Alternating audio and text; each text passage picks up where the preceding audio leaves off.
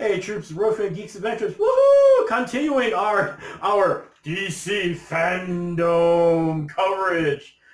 Wow, I feel almost official saying that. Woo, baby! Which translates to, oh great, one more geek who's got a YouTube channel that's gonna babble about stuff. Yeah, baby! Yeah! So anyway, so what's the next thing we're gonna be yapping about? Suicide Squad. Actually, one of the Suicide Squad, the first movie is a quirky thing. I don't dislike it. Okay. For me personally, though, the first movie, every time I see it, I just keep. There are two things I see whenever I watch a movie. One is, okay, they had an idea of a story they wanted to tell. I mean, yes, it's tropey, but they wanted to do something fun, a motley crew of all these villains and blah, blah, blah. I mean, maybe nothing spectacular, but they were going to do something quirky and fun with it.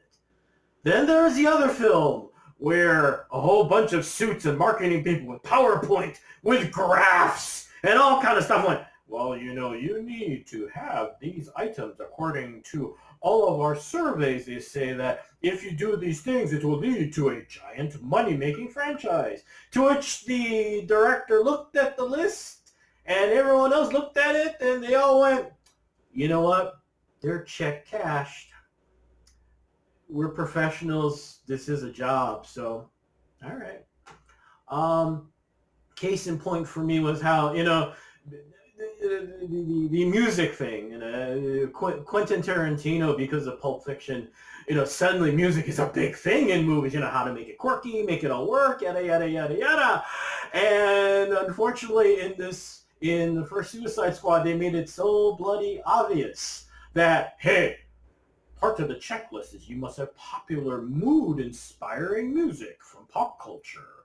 Ideally, pick from this list. So, of course, for the 5 bajillionth time you get to hear All Along the Watchtower by Jimi Hendrix. I love that. We all do. We hear it one more frickin' time. The only thing done more is Carmina Burana in a fantasy film. Other than that, nothing is so done to death. Jimi Hendrix's estate is going, we don't care, it's a check. But Jimi Hendrix is another dimension going, I don't want to hear this anymore. So, flash forward, though. So who are we going to get to do the next Suicide Squad movie? And, of course, in typical fashion, it all just kind of goes wherever until James Gunn. Things get weird with James Gunn, with Disney. Boom! So what's the result? We got to see big... now, there is no trailer. For DC Fandome did instead, though, they had a pretty nice looking featurette. No surprise, there was no plot points or anything because, hey, James Gunn used to do MCU, so he knows they don't joke about the suicide chip in your brain. If I say certain things, bad things happen. So he ain't saying squat. But what you see in the featurette, the bad news is it's kind of, explosion, action scene, blah, blah, blah, blah, blah, to the point where, I think even Michael Bay was going, dude, man, they give you that much money for explosions? What's up with that? That's not fair. The big thing is the beauty of what James Gunn did with Guardians of the Galaxy was take a whole bunch of characters no one gives a crap about. Peter Quill, Star-Lord, Gamora, etc., etc., etc. Even as a comic book fan, it's like, you got who to be in this movie? Why? And then all of a sudden, it comes to life. And it's kind of the same thing here, except twice as many. Literally one of the money shots you see is literally the Magnificent Seven shot of all of our protagonists doing the cool march to look badass and stuff to look cool. There's like a dozen people. And also, unfortunately, the cynical part of me is like, oh, great, so you got double the budget, so you got double the characters. But the nice thing, which I think can work, because this is James Gunn. Like I said, Guardians of the Galaxy. So you take quirky characters, you take all these other elements, you put them in the ninja blender, and gently get it going. And as the suits are trying to make a suggestion, you knee them in you elbow in the head. Shut up. Be quiet. Why should we trust you? I made Guardians of the Galaxy, mofo. Let me work. To say it's a motley crew of characters is a gross understatement. There hasn't been anything this quirky since Mystery Men.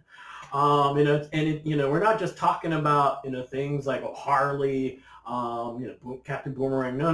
We're talking. They brought in characters like Bloodsport, and you're going, Bloodsport? Isn't that the Jean-Claude Van Damme movie? And at first, that's what I was thinking. And then reading more stuff, and he is a villain from Superman. And now some of the old school folks remember John Byrne's run in Superman when he did the reboot are going, that Bloodsport? Yeah, that Bloodsport. They brought back Peacemaker, Peacekeeper. I keep screwing that up. Peacemaker, yes, Peacemaker. And you're going, ooh. Back in the day, there was a company called Charlton who was one of those 5, back when there were 5 vigilante comic book companies, because it wasn't such a giant adversarial, money-eating each other's young kind of business. They had their pantheon of superhero or superhero-esque characters,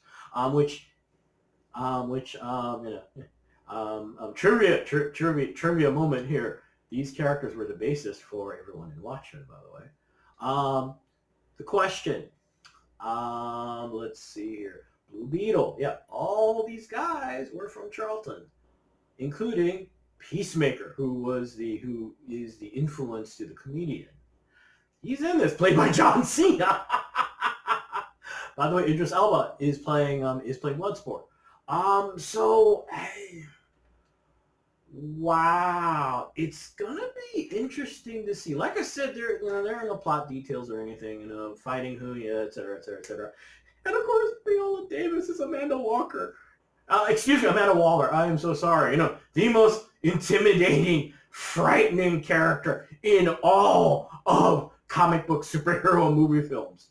Come on, let's be frank. Even Thanos would be like, I snapped. I'm sorry, Amanda. I'm sorry. I didn't mean to snap. I'm sorry.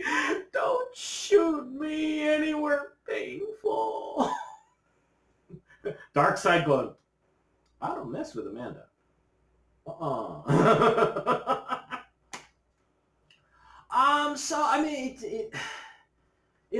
It is still slated to come out August of next year. It's one of those things where the principal photography is all done. So, there's still reshoots and all that kind of, businessy filmmaking stuff. It's done. So I would imagine at this point, since it is set for August, an actual trailer, well, actually in post-COVID world, who knows what? Let's be honest here. Knock on wood, everything still goes okay. Wonder Woman's coming out October 21st. Just saying.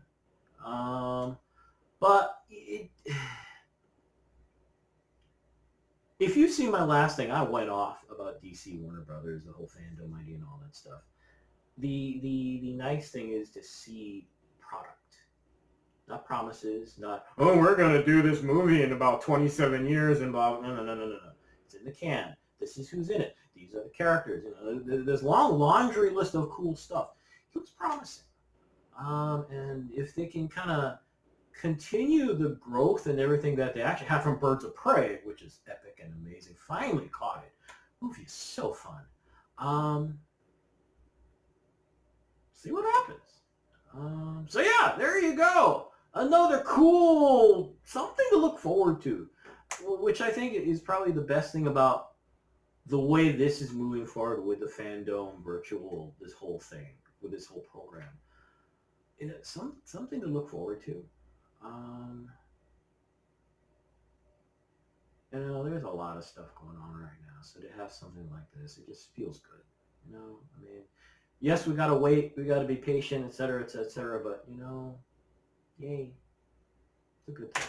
Anyway, I gotta go because I got more stuff. So hey, y'all take care. Blah blah blah blah blah. But most importantly, be good to each other, okay, folks? Peace. Bye.